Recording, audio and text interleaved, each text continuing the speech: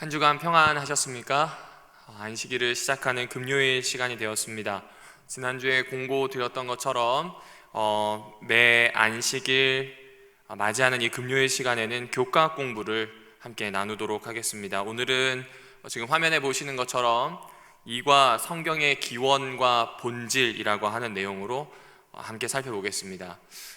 먼저 저자의 의도를 알 필요가 있습니다. 이 같은 성경의 말씀이라 하더라도 격과 저자별로 조명하고 싶은 것이 다르기에 이 부분을 좀 살펴보시면 좋겠는데요. 이 교과 앞에 총론해 보게 되면 대쟁투, 각시대 대쟁투 595페이지를 인용해 두었습니다. 핵심이 무엇이냐면 하나님은 이 세상에서 성경, 특별히 오직 성경을 우리의 기초로 삼는 사람들, 그런 백성을 두겠다는 것이죠. 지금 저자는 그 백성이 재림 교인이 되어야 함을 암시하고 있는 겁니다. 그리고 그 아래 좀 더 읽어가시다 보면 이런 문장이 나옵니다. 성경을 가지고 그것을 믿는다고 주장하는 것도 중요합니다. 하지만 거짓 교리들이 만연하고 있는 이 삶 속에서 성경을 바르게 해석하는 방법을 알아야 한다는 것이죠.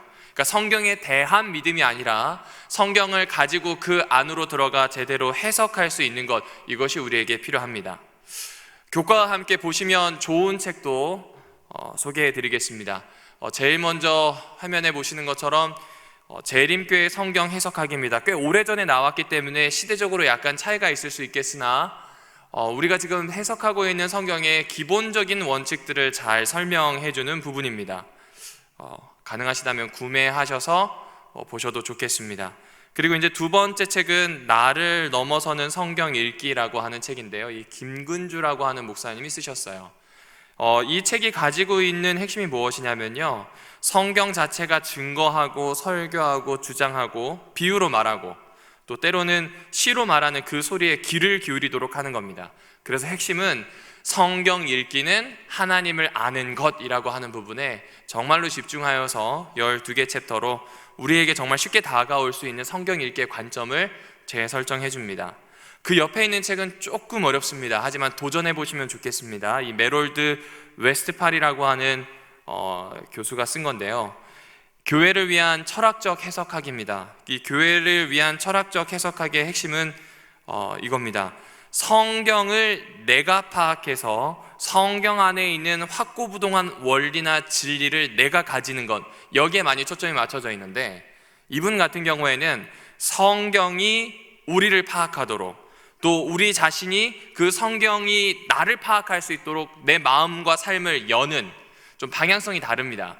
그런 부분으로 좀 이야기를 하고 있습니다. 성경을 읽으면서 나를 바꾸어가는 방법에 대하여서 어떤 관점을 가져야 될지 잘 설명해 줍니다.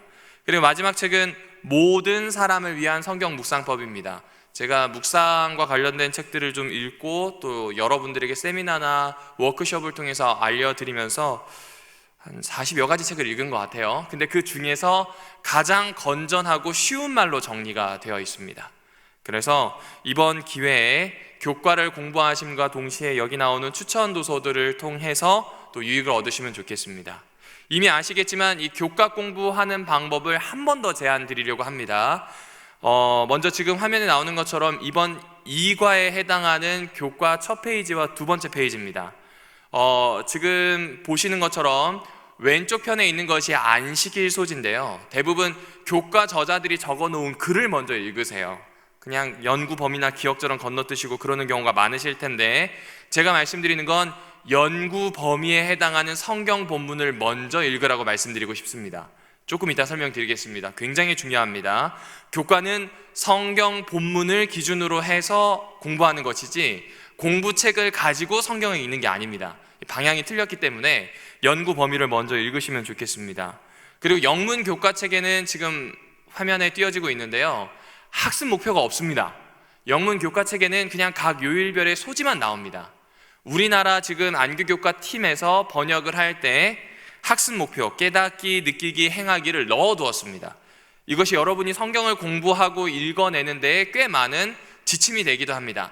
하지만 역시 바로 읽지 않으셨으면 좋겠습니다. 왜냐하면 여하튼 번역자의 관점입니다. 번역자의 관점이 옳고 그른 게 아니라 그 안에 갇히지 않도록 먼저 성경을 읽기를 요청드립니다. 이 요일별로 공부하는 걸 조금 더 구체적으로 말씀을 드리면 각 교과책에는 반드시 위와 같이 어디를 읽어보라와 함께 저자가 던지는 질문이 나옵니다.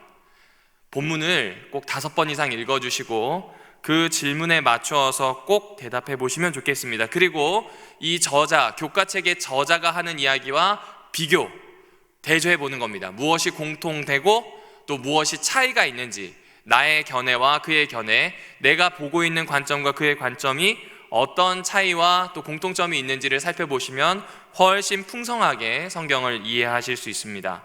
특별히 이 앞에 보이는 것처럼 안식일 학교 교과 홈페이지에 보게 되면 우리 교과에 대한 내용만 있는 것이 아니라 이 제일 아래 패밀리 사이트라고 있어요.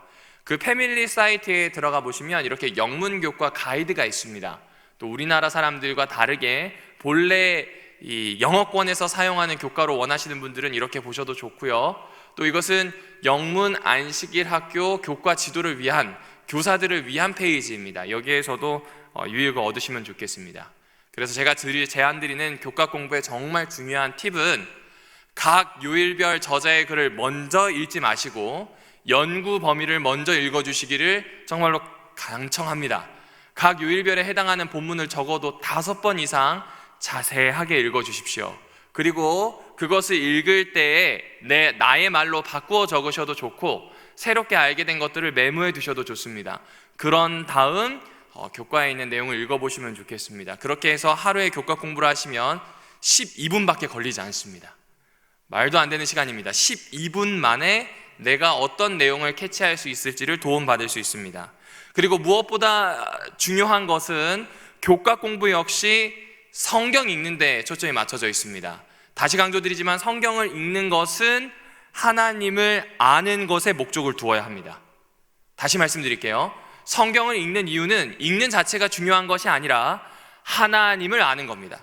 그러니까 은혜를 받거나 어떤 순종한 사항을 찾거나 오늘 하루에 필요한 말씀을 가지는 건 부차적인 문제예요. 직접적인 문제는 내가 오늘 이 성경을 읽는 것을 통해서 하나님을 알아가는 겁니다. 그러기 위해서는 다양한 자료들도 보아야 하고 여러 번 읽어야 될 겁니다. 그럼 필연적으로 은혜 받지 못할 수도 있어요. 혹은 머리가 더 복잡해질 수도 있어요. 왜냐하면 그 성경 시대에서 하는 이야기와 오늘 나의 이야기, 오늘 나의 삶의 모습이 굉장히 차이가 있어요. 그러다 보면 고민하셔야 합니다. 그렇기 때문에 은혜 받기 위한 것, 순종하는 포인트를 찾는 것도 중요하지만 궁극적으로는, 본질적으로는 하나님을 아는 게 목적입니다. 그렇게 교과책을 읽어주시면 좋겠습니다. 그리고 마지막으로 제안 드리는 것은 교과 공부를 하실 때 비판적으로 읽어주시면 좋겠습니다. 이 비판이라고 하는 말 자체를 교회 내에선 그렇게 좋아하진 않아요. 하지만 비판적으로 읽는다는 건 조금 쉽게 말하면 합리적으로 읽는 겁니다. 이 교과를 읽으실 때, 교과 공부를 하실 때 본문의 배경이 무엇인지, 또 저자가 누구이며 어떤 삶을 살았는지, 또 어떤 문법적인 특징이 있는지, 예를 들어 우리가 일상적으로 사용하는 것과 다른 성경시대의 일상적인 용어들 말입니다. 영혼이라고 하는 표현 자체가 한 사람을 뜻하는 그 시절의 관용어라고 하는 것을 모른다면 영혼 불멸을 주장하게 되는 것처럼 말이죠. 그런 것들을 확인해 보아야 합니다. 동시에 구약과 신약은 연결되어 있습니다. 이 구약과 신약의 관계에 대해서도 보시는 게 좋습니다. 본문의 역사도 마찬가지입니다. 시편을 예를 들자면 어느 날 갑자기 하늘에서 뚝 하고 시편 본문이 떨어진 게 아니잖아요. 여러 가지 적혀 있었던 시편들 중에서 고르고 골라서 150편, 그리고 그것을 각각 어떤 순서에 따라서 1에서 5권으로 엮어둔 겁니다. 그게 어떤 식으로 형성되었는지를 인터넷에 검색해보면 다 나와요. 그렇게 보시게 되면 이런 의도를 가지고 유대인들이, 또 성경 저자들과 성경을 배열하고 편집하는 사람들이 이렇게 기록했구나. 그렇게 되면 풍성한 해석을 할 수 있고 하나님을 아는 데 도움이 될 것입니다. 모쪼록 코로나 때문에 집에 있는 시간이 길어졌거든요. 휴대폰을 잠시 내려두시고 12분, 그리고 플러스 알파, 그렇게 성경을 공부해 보시면 좋겠습니다. 오늘은 성경의 기원과 본질입니다. 이 성경의 기원과 본질의 핵심은 계시입니다. 지금 화면에 나오는 것처럼 우리가 짚어야 될 포인트는 계시에 대한 겁니다. 특별히 베드로전서 1장 19절부터 21절의 말씀을 여러 번 읽어주십시오. 거기에 여러 번 읽어주시면 아마 다음과 같은 내용이 잡힐 겁니다. 선지자들은 성령의 감동을 받아서 하나님께 받은 이 기별을 기록한 겁니다. 그러니까 이 계시라고 하는 것은 하나님께서 열어주셔서 하나님으로부터 온 거예요. 이게 다예요. 그러니까 우리가 성경을 볼 때에는 하나님이 이 기록의 모든 과정에 참여하셨구나, 이 성경에는 하나님과 관련된 요소들이 참 많겠구나 라고 하는 생각을 가지고 들어가 주시면 됩니다. 참 쉽죠?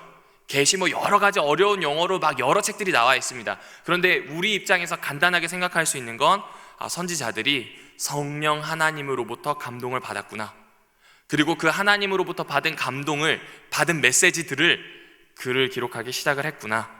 그래서 하나님께서 성경을 기록하는 데 꽤 많은 부분 관여하셨구나, 이렇게 알고 계시면 됩니다. 그런데 이 하나님께서 관여하신 것이 도대체 어떤 방식으로 관여했는가? 라는 질문이 생기잖아요. 그 질문에 대해서도 우리 교과 부교재인 재림교회 성경 해석하기라든지 아니면 교과책에도 아주 짧게 다루고 있지만 한 3가지 정도로 요약해 볼 수 있습니다. 첫 번째로 축자 영감입니다. 말이 좀 어렵죠? 축자라고 하는 건 쉽게 얘기하면 글자에 영감이 있다는 겁니다. 한 글자 한 글자가 다 하나님의 말씀, 하나님의 영감이 있다는 것이지요. 이 재림교회 초기 역사에 있었는데, 이 재림교회 초기 역사에 축자 영감이 등장한 것처럼 보이지만 사실은 꽤 시간이 깁니다. 거진 한 18세기 이상 동안 축자 영감에 대한 기록들이 있습니다. 하나님은요, 이 성경을 적으시는 분인 동시에 이 성경을 받아 적는 기자이기도 하셨다는 거죠. 그래서 제일 많이 사용하는 비유가 조각가와 끌과 조각에 대한 이야기입니다. 하나님이 조각가세요. 그리고 사람, 성경을 기록한 인간 저자는 하나님의 끌일 뿐입니다. 도구예요. 그냥 통로예요. 그리고 이 나오게 되는 조각은 성경이라고 하는 겁니다. 여기에는 1절 사람의 어떠함이 들어갈 수가 없어요. 오직 하나님입니다. 오직 하나님. 굉장히 강력한 근본주의적인 이야기입니다. 초자연적이며 비역사적인 영역, 이렇게 표현했는데요, 이게 그대로 적어온 건데 쉽게 얘기하면 역사와 상관이 없고요, 우리의 어떠한과 상관없이 하나님에게서 시작됐다는 거예요. 그러다 보면 자연스럽게 역사와 배경에 대해서 무시하고 그 글자 해석에 창념하게 됩니다.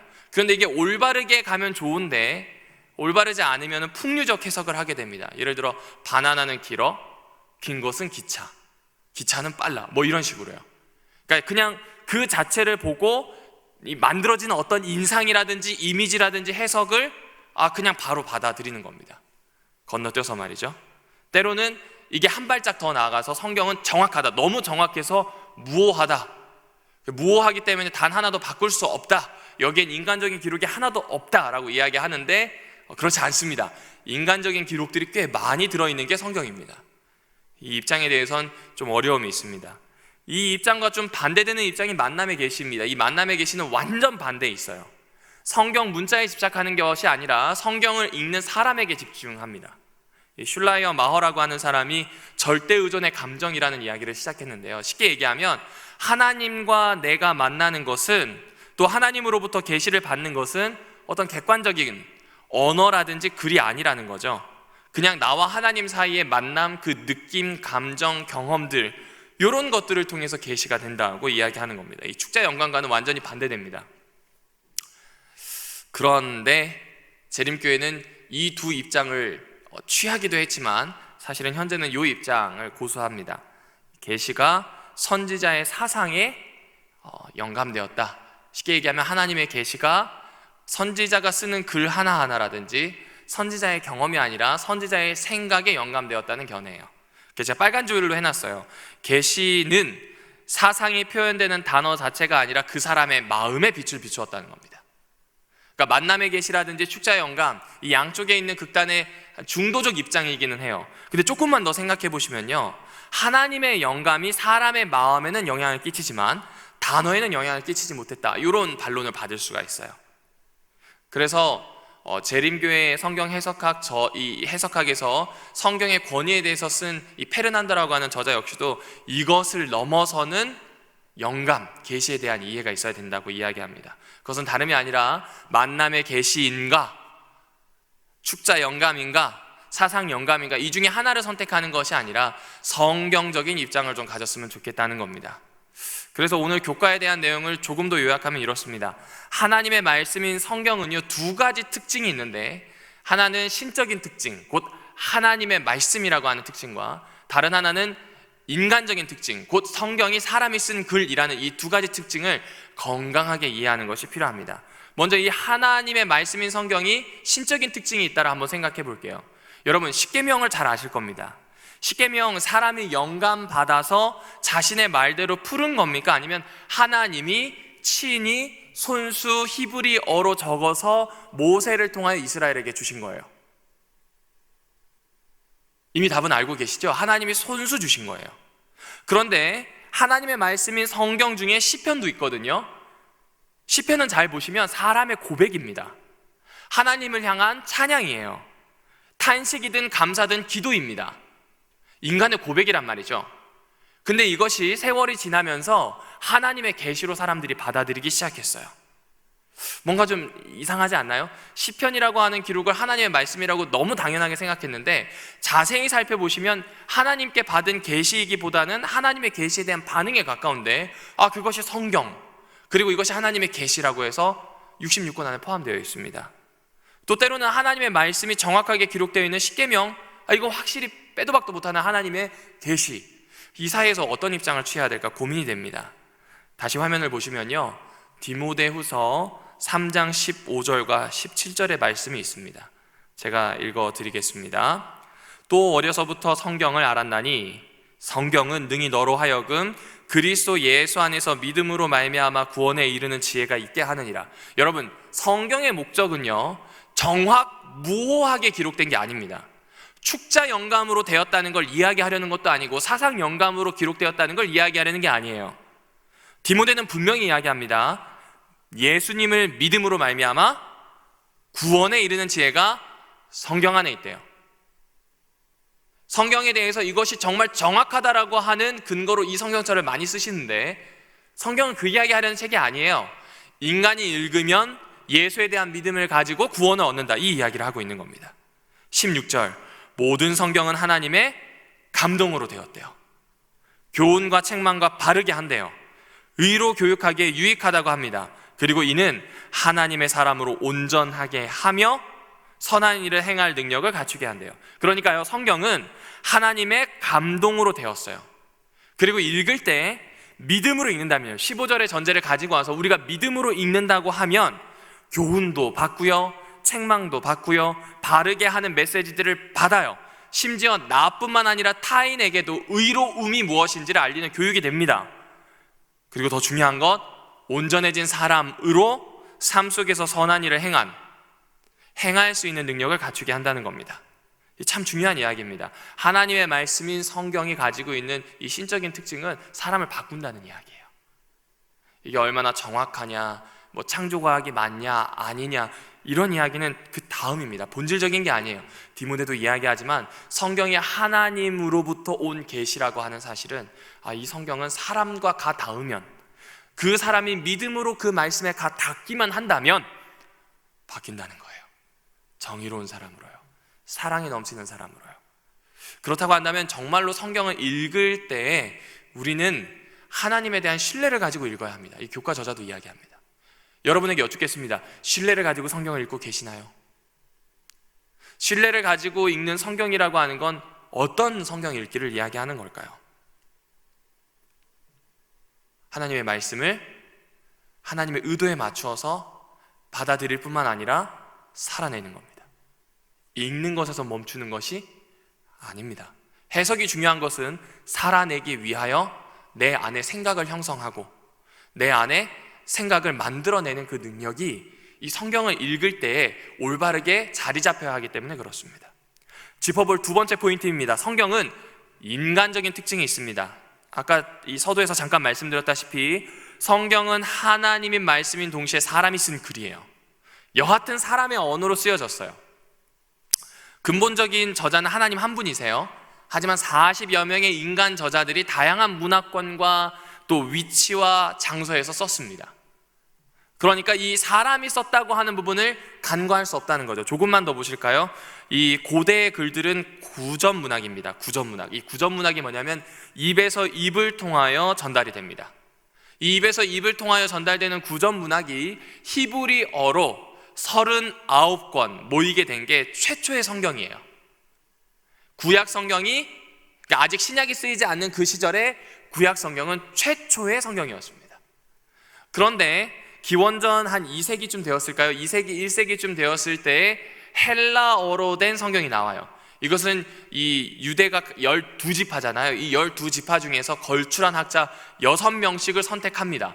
그 6명이 이제 헬라어로 번역합니다. 이유는 무엇이냐면 유대인들 중에 본방인 유대지방이 아닌 다른 곳에 사는 사람이 너무 많아요. 그리고 우리가 다니엘을 공부해 보셔서 아시죠? 로마가 생기기 전에 있었던 이 시리아 왕조, 그리고 이집트를 근본으로 해서 생겼던 이 프톨레미 왕조, 이 두 왕조의 영향 때문에 헬라어를 일반적으로 쓰는 세상이 되었어요. 그러니 이제 유대인들 중에선 히브리어보다 헬라어가 더 편해요. 그 사람들을 위해서 번역을 합니다. 그게 70인역입니다. 왜냐하면 12지파에서 6명씩 뺐으면 한 72명 정도 되잖아요. 그냥 70인역 이렇게 얘기합니다. 갭이 분명히 있어요. 제가 말씀드리고 싶은 건 시편입니다. 시편인데 시편은 지금 우리가 가지고 있는 건 150편까지 있습니다. 근데 이 기원전 1, 2세기에 있었던 이 헬라어로 번역된 70인역에는 151편이에요. 맨 마지막에 있는 151편은 다윗이 골리앗과 싸운 후에 부른 노래라고 하는 이 표제가 적혀 있는 겁니다. 무엇을 말씀드리는지 이제 이해되시죠?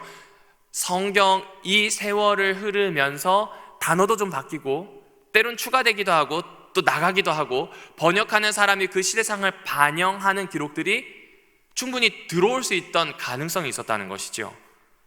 이 말은 또 다르게 이야기하면 성경 각 책이 취하고 있는 방식, 글쓰기의 방식, 설명하는 방식이 다르다는 것도 이야기할 수 있는 겁니다. 이런저런 이유에 대해서 선택되고 배열되기도 하고 또 그 글을 어떤 방식으로 쓸지 결정하는 각 저자들에 의해서 표현되었다는 거죠. 이거 무시하고 읽으면 안 돼요. 이런 거 절대 무시하고 읽으시면 안 됩니다.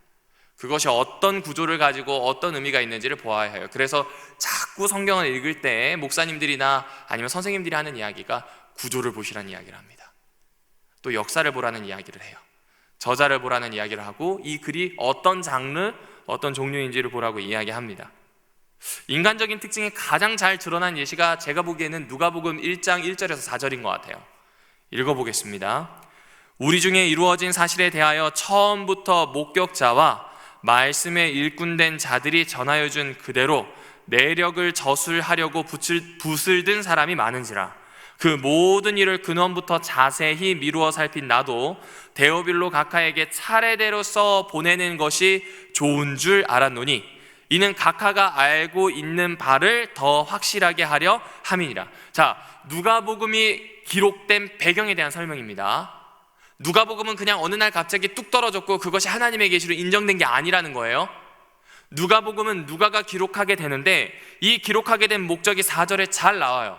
각하라고 표현된 이방인 간원인 데오빌로가 믿는 바를 더 확실하게 하도록, 더 잘 이해하고 더 확실하게 믿을 수 있도록 하기 위해서예요. 그러면 글을 쓴 방법은 무엇인가? 3절에 나오지요. 모든 일을 근원부터 자세히 미루어 살폈다고 이야기합니다. 그러니까 예수님에 대해서 목격한 사람들이 쓴 글, 예수님의 생애에 대해서 쓴 글, 예수님의 사건에 대해서 쓴 거짓 모든 글을 아마 섭렵했을 거예요. 2절에 나오죠. 많은 사람들이 붓을 들었대요. 그 글들을 자세히 미루어 살핍니다. 하나하나씩 검토하고 신중하게 보는 거예요. 이 과정을 거친 다음에 이 사람이 차례대로 씁니다. 차례대로 썼다는 건 예수님의 탄생을 이해할 수 있도록 쓴 거예요. 그래서 누가복음에는 이 사가랴와 엘리사벳, 침례 요한에 대한 이야기, 그 다음에 마리아의 임신 소식 이렇게 쭉 순서대로 나갑니다. 왜냐하면 이방인이기 때문에 이 유대인들의 하는 말, 유대인들의 이 예언에 대한 이해가 전혀 없거든요. 그러니 차분히 하나하나씩 쓴 겁니다. 이것이 데오빌로에게 보냈을 때 그의 신앙을 가장 잘 키울 수 있을 거라는 생각을 한 거예요. 그런데 제가 여기에서 주목하고 싶은 건 이거예요. 차례대로 써 보내는 것을 내가 좋게 생각했대요. 단언하지 않았어요. 이거 차례대로 써야만 해요 라고 이야기하지 않았어요. 분명히 성령의 영감이 있고 하나님의 계시라고 하면 이거 이렇게 해야만 해요 라고 이야기할 것 같은데 그렇게 하지 않았다는 겁니다. 신중하게 했어요. 신중하게. 자신의 견해를 형성하면서 이렇게 써 보내는 것이 가장 좋은 방법일 거라고 제안하는 겁니다. 굉장히 중요한 태도입니다. 왜 그런가 하면요, 우리는 성경을 읽을 때 너무 쉽게 하나님의 말씀이라고 단언할 때가 나옵니다. 물론 진리인 것은 확실히 지키고 고수해야 해요. 하지만 묵상을 하고 오늘 살아갈 말씀을 내가 얻었다고 그것이 하나님께로 왔다? 아닌 것 같아요. 그것이 욕망과 연결되어 있다면요. 성경 전체에 대한 이야기가 아니라 나 자신의 자구적인 해석이라면요, 검토해 보셔야 하는 거예요. 태도에 대한 문제를 이야기하는 겁니다. 빠르게 확언하는 것이 아니라 자세히 살피고 조심스럽게 접근해야 합니다. 또 하나님의 말씀이라고 신주단지처럼 모시는 것도 올바른 태도는 아닙니다. 제가 이 성경을 보면서 굉장히 놀라웠던 때가 있었는데 밑줄을 막 긋고 있었거든요. 근데 이제 신앙을 시작한 지 얼마 안 되신 분이 뭐라 그랬냐면 성경에 밑줄 그어도 되냐요. 거룩한 책이라서 그냥 잘 모셔놔야 되냐, 모셔놓고 써야 되지 않냐, 이 얘기인 거죠. 그렇게 하는 책이 아닙니다. 분명히 하나님의 말씀이기도 하지만 사람의 글이기 때문에 연구하시려면 쓰셔야 하고 정말 여러 번 읽으셔야 합니다. 하면 그 책을 그냥 신주단지처럼 이렇게 떠받들 수는 없겠죠. 다시 말씀드립니다. 성경은 하나님의 말씀이에요. 그래서 믿음으로 읽으셔야 합니다. 그러나 무조건 아멘하고 받아들이라는 이야기가 아니에요. 성경은 하나님의 계신 동시에 사람의 글이기 때문에 그렇습니다. 사람의 글이라고 해서 하나님의 권위를 부인하거나 성경의 권위가 덜해지는 게 아니에요. 사람의 글로 나타났지만 이 성경을 읽을 때 성령 하나님의 조명을 받게 된다면요, 하나님의 말씀을 더 깊이 이해할 뿐만 아니라 하나님을 알게 됩니다. 그리고 점점 온전한 사람, 선한 능력을 행할 그런 이 능력이 구비된 사람으로 나오게 됩니다. 이 성경의 양면적인 특징을 꼭 기억해 주시면 좋겠습니다. 하나님의 계시라 해서 축자냐 사상이냐 만남이냐 어떤 태도를 해석해야 되느냐, 이게 아니라 하나님을 알겠다, 성경 본연의 의미에 대해서 정말 깊이 탐구하겠다, 당장 오늘 나에게 은혜라든지 어떤 감동이 없다 할지라도 하나님을 아는 것에 목적을 두고 진득하게 읽겠다, 여기에 초점 맞춰주시면 좋겠습니다. 또 사람의 글이에요. 자세히 연구해야 한다는 거예요. 성령께서 조명해 주실 것을 믿고 그 자세를 가지고 정말 자세히 신중하게 연결해야 됩니다. 믿음으로 읽 때 철저하게 공부하라는 것이 이번 교과가 가지고 있는 내용 중에 하나입니다. 그리고 제가 인상 깊게 봤던 것이 바로 예수님에 대한 이야기예요. 예수님은 구약과 신약의 성취입니다. 예수님은 정말로 하나님의 말씀이 육체로 나타난 거예요. 성경의 모습과 비슷하다는 걸 이야기하고 싶은 것 같아요. 근데 저는 여기서 한 가지 부분을 조금 다시 생각해 보려고 합니다. 여러분 지금 앞에 보시는 것처럼 예수님께서 예루살렘에 입성하실 때 나귀를 타셨다는 본문이 나옵니다. 이거는 스가랴 9장 9절의 성취로 봐요. 베들레헴에 태어나셨대요. 미가서 5장 2절. 마리아 동정녀에게서 났대요. 처녀가 잉태하여 나겠다는 이사야서에 대한 성취로 봅니다. 그리고 우리는 예언 성취를 증명해내는 데 집중했어요. 왜냐하면요, 수없이 많은 이단들이 긴 기독교 역사 동안 예수가 정말 하나님의 아들이냐, 예수가 정말 우리가 믿을 만한 메시아냐라고 하는 공격을 했거든요. 그러니 예언 성취를 증명하는 것, 변증적인 태도를 통해서 예수님이 정말로 우리의 구주라고 하는데 이것을 증명하는 데서 꽤 많은 시간을 썼습니다. 근데 이 태도가 발전을 해야 되는데 좀 머물게 될 수 있는 위험성이 있는 것 같아요. 누가복음에 보면 똑같이 예수님에 대한 이 구약의 기록이 나옵니다. 예수님에 대해서 묘사된 구약의 말씀이 어떻게 성취가 되는지에 대해서 나와요. 누가복음 4장 18절에서 19절입니다. 주의 성령이 내게 임하셨으니 이는 가난한 자에게 복음을 전하게 하시려고 내게 기름을 부으시고 나를 보내사 포로된 자에게 자유를, 눈먼 자에게 다시 보게 함을 전파하며 눌린 자를 자유롭게 하고 주의 은혜의 해를 전파하게 하려 하심이라 하였더라. 이거 먼 미래에 이루어지는 일이 아니에요. 10년, 20년, 몇백 년 후에 이루어지는 일이 아니라 예수님이 지금 이 글을 읽는 바로 그때에 이루어졌다고 이야기합니다. 특별히 누가복음 4장 21절에 이렇게 이야기하죠. 이 글이 너희 귀에 응하였다라는 표현을 합니다. 단순히 이 자구나 사건이나 이것이 이루어졌다는 것을 이야기하려는 것이 아닙니다. 보시는 것처럼 19절에 나오는 것처럼 이건 주의 은혜의 해예요. 태양이 아니라 희년에 대한 이야기입니다. 우리는 희년에 대한 이야기를 생각할 때 희년이 되게 되면 모든 것으로부터 자유로워질 수 있구나, 땅도 다시 돌려받고 빛도 탕감받고 새롭게 시작할 수 있구나, 이스라엘 백성이 그걸 너무 기다렸겠구나 압니다. 생애 한 번은 꼭 희년을 기다렸어요. 그리고 그때가 되기 전까지 꼭 참았어야 됐단 말이죠. 근데 예수님이 하는 이야기는 희년을 그런 시간의 속박에 묶어둘 필요가 없다는 거예요. 왜요?